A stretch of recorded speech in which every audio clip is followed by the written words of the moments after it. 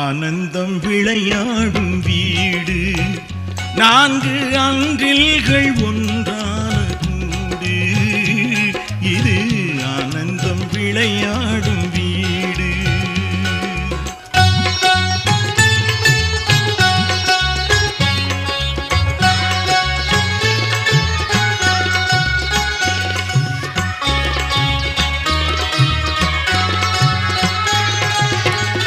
இமை போல 2 விழி காக்கும் தாயே, எது வந்த போதும் சுமை தாங்கி நீயே, எது வந்த போதும் சுமை தாங்கி நீயே.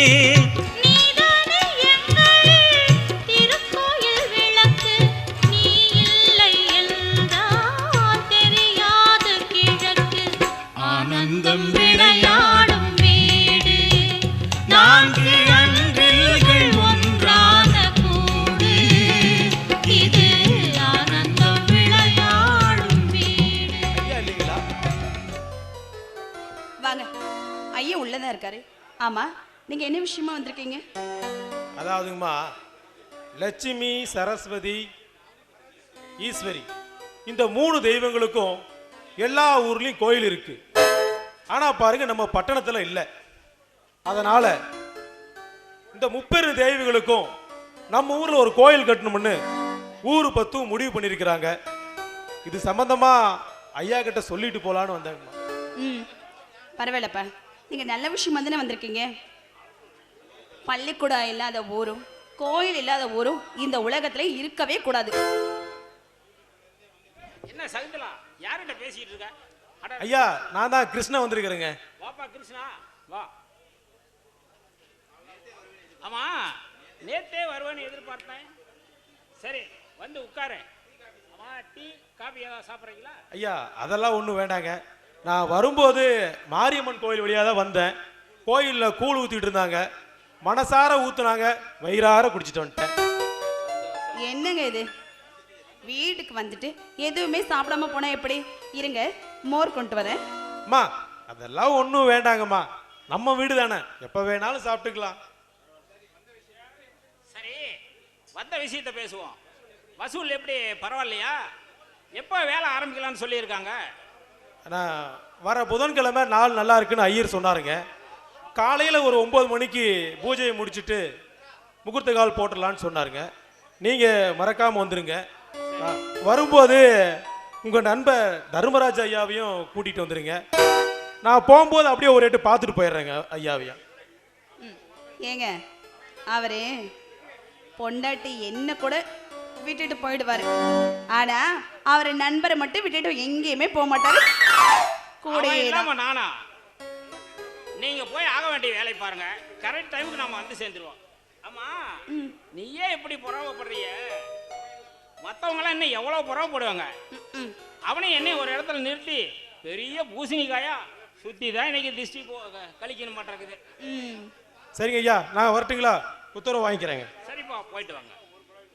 அண்ணா, வண்டியில போகும்போது பார்த்து பொறுமையா நிதானமா போகணும். வீட்டுக்கு போனதும் எனக்கு ஃபோன் பண்ணுங்க. அதெல்லாம் நான் பார்த்துக்கிறேம்மா. நீ மட்டும் வீட்டில் பெரியவங்களை தயவு செஞ்சு எதிர்த்து பேசுறாத.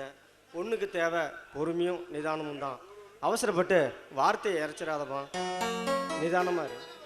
அண்ணா, என்னை பற்றி நினச்சி நீங்கள் கவலைப்படாதீங்க. புகுந்த வீட்டுக்கு புகழையும் பிறந்த வீட்டுக்கு பெருமையும் நான் கண்டிப்பாக வாங்கி தருவேன். புட்டா, அண்ணனும் தங்கச்சியும் பட்டிமன்றமே நடத்துறீங்க போல இருக்குது. அது இல்லை மாப்பிள்ள, சின்ன வயசுலேயே தாய் தந்தை இழந்த நாங்கள் எவ்வளோ கஷ்டப்பட்டு வந்திருக்கிறோம். இது வரைக்கும் இந்த ஊரில் ஒருத்தர் ஒரு சொல் சொல்லாத அளவுக்கு நாங்கள் வாழ்ந்துருக்குறோம். இனிமேட்டும் எங்களை யாரும் ஒருத்தர் ஒரு சொல் சொல்லாத அளவுக்கு நடந்துக்கணுங்கிறது தான் மாப்பிள்ள எங்கள் விருப்பம். அதெல்லாம் ஒன்றும் ஆகாது மச்சான். சீக்கிரம் நீங்களும் ஒரு கல்யாணம் பண்ணிக்கிட்டா பரவாயில்ல. கல்யாணம் பண்ணுறது ஒரு பெரிய விஷயம் இல்லை மாப்பிள்ள, அதுக்கும் ஒரு நேரங்காலம் வரணும்ல ஆச்சா. நல்ல பொண்ணு கிடைக்கணும். அந்த பொண்ணு கிடைக்கலன்னா நம்ம வாழ்க்கையே நிம்மதி இல்லாமல் போயிடும் மாப்பிள்ள. அண்ணா, நாம யாருக்கு என்ன கெடுதல் செஞ்சிருக்கோம்? உனக்கும் நல்ல குணமான பொண்ணா கிடைக்கும். நம்ம அம்மா அப்பா ஆசீர்வாதம் என்னைக்குமே நமக்கு இருக்கும். ஆமா மச்சான், பெத்தவங்களோட ஆசீர்வாதம் இருந்தா எல்லாமே நமக்கு கிடைக்கும். சரி, நேரமாச்சு, நம்ம தோட்டத்து வரைக்கும் ஒரு சின்ன வேலை. நான் போயிட்டு வரேன். அப்பாவும் அம்மாவும் அங்கே தான் இருக்காங்களாம். சரி மாப்பிள்ள, நானும் வந்து ரொம்ப நேரம் ஆச்சு. நானும் அப்படியே ஊருக்கு போகிறேன். அப்படியே மாமா அத்தைக்கிட்டையும் ஒரு வார்த்தை சொல்லிடுங்க. கண்ணு வரஞ்சாமி. சரிங்கண்ணா. பார்வதி, நானும் என் நண்பன் வெற்றிவேலுவும் அந்த கோயில் கட்டுறதுக்கு ஆளுக்கு 5 லட்சம் ரூபா கொடுக்குறதா முடிவு பண்ணிட்டோம். நீ என்ன சொல்ற? நான் என்னங்க சொல்ல போகிறேன், உங்கள் முடிவு தான் என்னோட முடிவு. ஏங்க, கோயில் கட்டுறதுக்கு நான் என்னைக்காவது மறுப்பு தெரிவிச்சிருக்கேன்னா? எந்த மறுப்பும் நான் தெரிவிச்சதே இல்லை. அதனால் உங்களுக்கு விருப்பப்படி உங்களுக்கு எவ்வளோ பணம் தரீங்களோ அவ்வளோ பணம் நீங்கள் கோயில் கொடுங்க. உங்கள் விருப்பம் தான் என்னோட விருப்பமும். அதுக்கு இல்லை பார்வதி, இருந்தாலும் உங்ககிட்ட ஒரு வார்த்தை சொல்லணும் இல்லையா? அப்படிலாம் ஒன்றும் இல்லைங்க. ஆமாம், எங்கே போயிட்டா?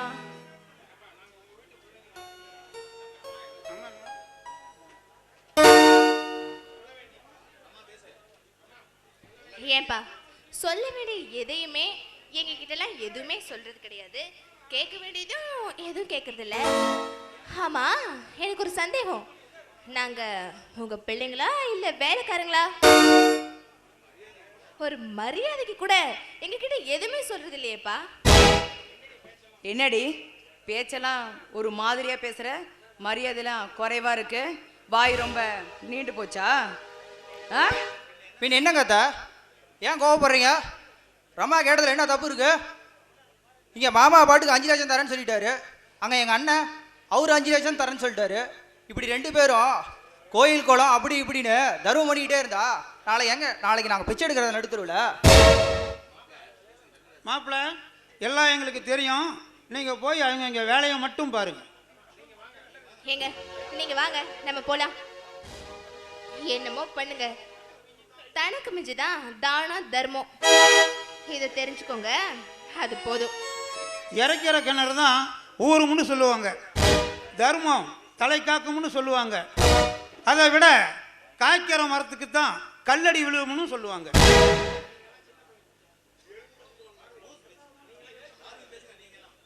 நீங்களும் இங்கே பாருங்க, நீங்களாம் கொஞ்சம் கூட திருந்தவே மாட்டீங்க. எப்போ பாரு ஏதாவது எழுத்து பேசிக்கிட்டே இருக்கிற வேலை தான். ஏங்க, அவங்க கிடக்குறாங்க, நீங்கள் வாங்க உள்ளே போகலாம்.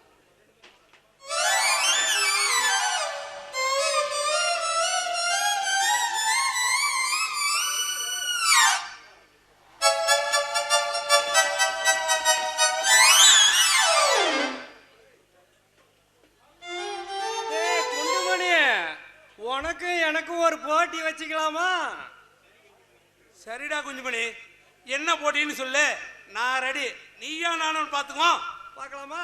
இந்த வண்டிய ஓட்டிக்கிட்டு போய் யார் ஒருத்தர் மேல விட்டு ஏத்தி கீழே தள்ளுறமோ அவங்க செழிச்ச மாதிரி. சரி சரி, அப்படியே வச்சுக்குவோம். ஆனா உருட்டிக்கிட்டு போய் கீழே தள்ளினவனுக்கு என்ன பரிசு? என்ன பரிசா? யாரு செவிக்கிறாங்களோ அவங்களுக்கு தோத்து போனவங்க பொண்ணை பார்த்து கல்யாணம் பண்ணி வச்சிருந்தேன். அப்படிதான் சரி, ஜெயிக்கு போறது நான் தான், பார்த்துக்கிடுவான். ஆஹா, அங்க வர பொம்பளைய பார்த்தா கொஞ்சம் இலசாவும் சிறுசாவும் இருக்குது. உருட்டி விட்டு கீழே தள்ளிட வேண்டியதுதான்.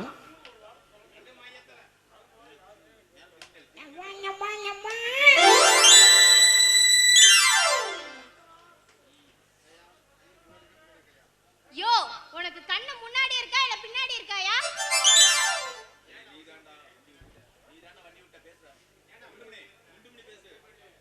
ஏடா டேய், நீ தாண்டா வண்டி விட்டு கீழே தள்ளுனா அந்த பொண்ணை உனக்கு கல்யாணம் பண்ணி வச்சிடுறேங்கிற. இந்த பொண்ணு மூக்கு முழியுமா லட்சணமா இருக்கிறா, இவளையே என்ன கல்யாணம் பண்ணி வச்சிடறா. ஐயோ, பொம்பளை மேல வண்டி விட்டு ஏத்திட்டானே. உங்களுக்கு என்ன திமிராயா? என் மேல வண்டி விட்டு ஏத்துறது இல்லாம நான் ஆளுக்கு கல்யாணம் பண்ணிக்கிறேன்னு சொல்லி விளையாடுறீங்களா? ஐயோ, என் மேல தப்பு இல்லம்மா, என்ன அடிக்காத. பாரு, இதுக்கு எல்லாம் காரணம் இவன் தான். நீ அவனை போட்டு சாத்து.